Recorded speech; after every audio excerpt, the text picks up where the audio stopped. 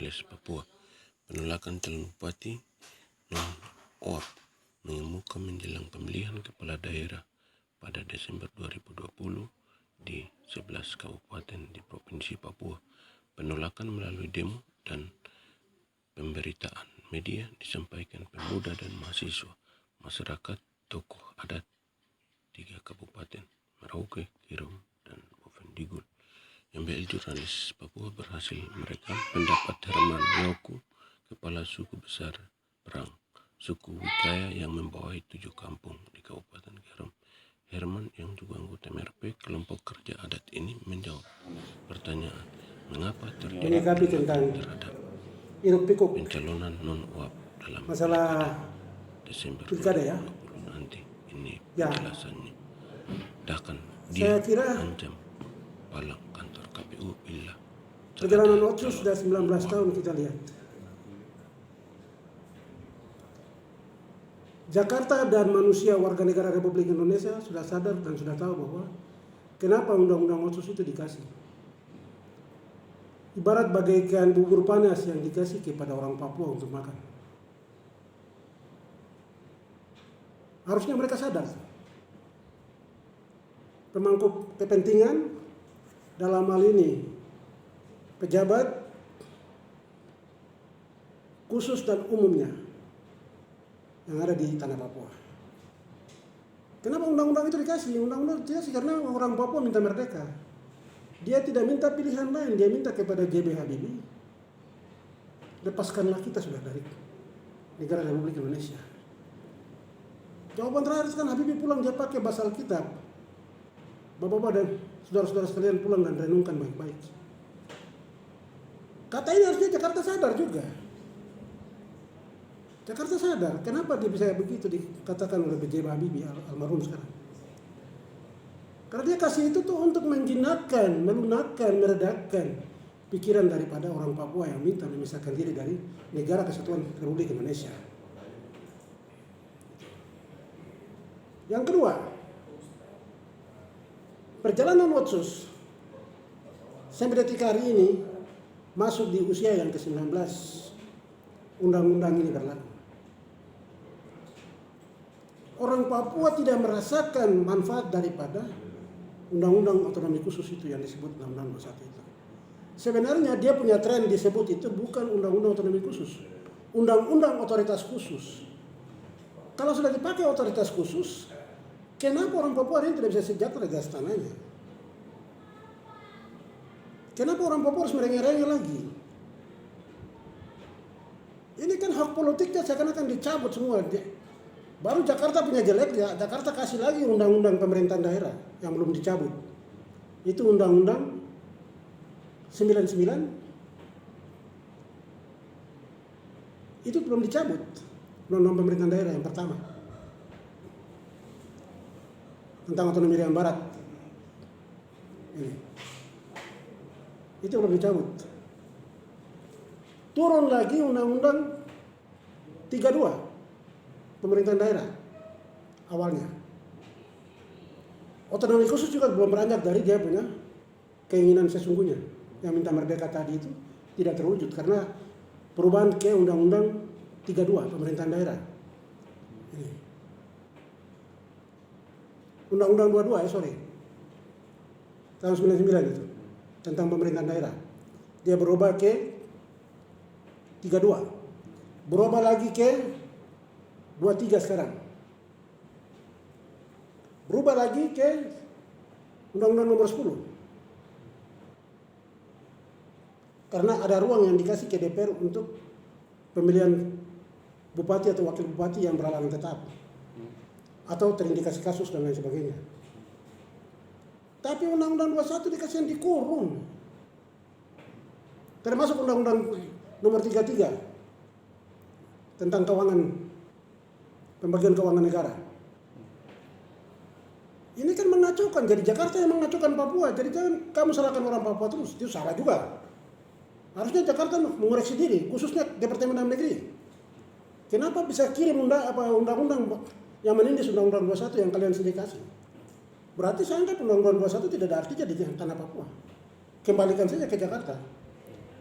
Itu aja pendeknya kalau kita mau bicara. Karena orang Papua tidak rasa keadilan. Kalau hari ini bicara keadilan, 5 Pancasila itu orang Papua pegang mati, saya kasih tahu. Bukan ada di Jakarta sana yang pegang. Indonesia bagian barat orang tidak mengerti tentang 5 Pancasila. Tapi orang Papua itu kecil sampai besar itu dia hafal mati 5 Pancasila.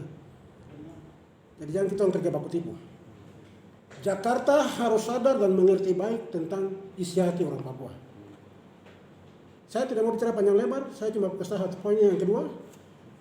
Tolong perhatikan keadilan di tanah Papua. 19 tahun Otsus ini tidak mengajak orang Papua untuk sejahtera baik. Tapi kalian juga datang makan. Ya, bukan orang Papua saja makan. Tapi Jakarta juga makan. Hah?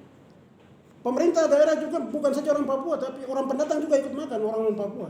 Sistem yang dibangun di dalam pemerintahan itu, semua yang duduk itu kan orang non Papua, bukan saja Papua. Ini Ben. Jadi Bapak terus terang, Bapak kecewa.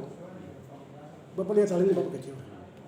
Sesungguhnya Undang-Undang 21 itu kan sudah jelas di pasal 28 ayat 3 dan 4. Itu kan milik orang Papua. Hak politiknya. Kenapa hak hari ini hak politiknya dirampas? Ada apa? Ada apa? Saya sudah berulang kali saya berkata, orang Papua itu hanya satu. Dia tidak mau neko-neko. Dia cuma minta tolong berikanlah kebebasan kepada dia, tetapi dia harus sadar diri bahwa saya di dalam satu lingkaran yang tidak bisa mengatur diri saya sendiri. Tapi saya juga diatur oleh negara ini. Tapi kalau negara ini lagi mengucilkan dia, negara ini lagi membuat segala sesuatu yang dia rasa terancam dirinya dan lain sebagainya, alangkah indahnya dia minta secara baik dia keluar dari negara ini. Ataukah dia minta negara ini tinggalkan tempatnya, karena ini tempatnya dia. Itu kan banyak hal yang dia bisa ngomong. Untuk itu saya ngajak lewat media Jujur dan Bicara Jubi ini, tolong sampaikan pernyataan-pernyataan saya ini kepada Bapak Presiden dan seluruh jajarannya, kepada Bapak Gubernur dan seluruh jajarannya, kepada Bapak Kapolri dan jajarannya, Bapak Panglima TNI dan jajarannya, Bapak Panglima Kodam 8 Trikora dan jajarannya, Bapak Kapolda Papua dan jajarannya, tolong berikan ruang yang benar-benar merasa keadilan kepada orang Papua itu sendiri. Hingga orang Papua merasakan benar-benar Undang-Undang 21 itu adalah milik orang Papua. Karena hari ini dia tidak merasa kemerdekaan itu ada di mana. Bukan kemerdekaan negara dalam negara, tapi kemerdekaan yang dia tuntut itu adalah kemerdekaan kesejahteraan. Dan hari ini dia tidak dapat ruang itu. Ruang itu seringkali diambil juga orang Papua. Ini yang ketiga. Sekarang saya tanya, non Papua kamu bisa catat berapa banyak orang Papua yang ada jadi anggota DPR, jadi kepala desa, jadi camat, jadi lurah, jadi bupati di kamu punya daerah. Berapa banyak orang Papua yang ada di sana? Tidak usah jauh-jauh, saya coupling mulai dari wilayah timur, mulai dari Ternate, Kepulauan Ternate, lari sampai ke Maluku, umum besar, sampai lari ke Maluku Utara, Maluku Tenggara dan seterusnya. Kapan orang Papua pergi mencalonkan diri di sana dan di sana adalah orang Papua yang paling menduduki eksekutif atau legislatif.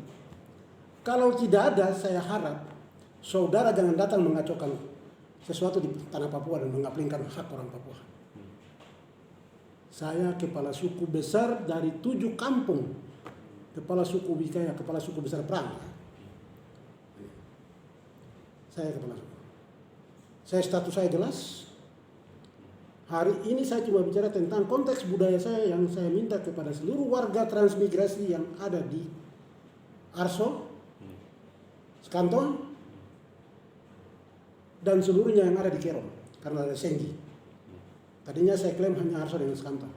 Sekarang karena ada Senggi, maka saya pukul umum yang ada di atas tanah adat suku besar Tabu yang disebut dengan tanah adat Sau-Sau. Bukan tanah Kerom. Kerom itu kita pinjam bahasa orang lain. Tapi tanah adat Sau-Sau, kami adalah suku besar Tabu. Tabu itu bukan marga,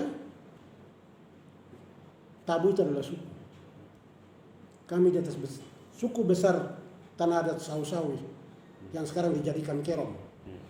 Yang lebih tren mereka pakai, tapi saya masih memakai, saya punya tanah adat Sau-Sau dan saya adalah suku Tabu. Atau lebih lengkap lagi saya sebut Elseng. Karena kami adalah suku Elseng. Karena di atas tanah Tabi ini dihuni oleh dua suku besar. Itu Elseng Tabi. Itu sejarahnya tanah ini. Di atas tanah ini hiduplah dua suku besar 1918 tahun pada saat itu. Belanda menanam patok di Nimboran Gingem bahwa di atas tanah ini sesuai dengan antropolog Belanda hidup dua suku. Jadi Elseng itu mulai dari Nimboran lari ke arah timur. Tabi itu mulai dari Nimboran Utara yang disebut Demta sampai ke Ambramo. Itu disebut Tabi. Makanya disebut dua suku besar di atas tanah Mamtai. Untuk itu saya harap kepada seluruh pemangku pejabat publik, mulai dari Bapak Gubernur, Bapak Kapolda, Bapak Panglima, titipan saya. Pemilu yang dilaksanakan di daerah 11 kabupaten di tanah Papua, saya mau lihat besok 5 Pancasila taruh di depan, keadilan itu harus diberikan kepada orang Papua. Saya tidak tuntut yang lain-lain. Bapak bertiga perhatikan ini baik-baik. 5 Pancasila taruh di depan mata biji mata orang Papua, di depan bola matanya ini bahwa dia lihat keadilan bagi seluruh rakyat Indonesia, maka orang Papua mendapat bagiannya yang itu. Sila yang kelima. Maka hak politiknya besok yang ada di Undang-Undang 21 pasal 28 ayat 3 dan 4 kembalikan sesungguhnya besok di 11 kabupaten harus orang asli Papua, bupati dan wakil bupati. Tidak boleh ada orang pendatang. Kalau ada orang pendatang saya terus terang saya jamin di Kerom saya akan palang KPU. Saya kepala suku yang kasih tahu saya akan palang antar KPU. Dan tidak ada penyelenggaraan pemilu di Kabupaten Kerom.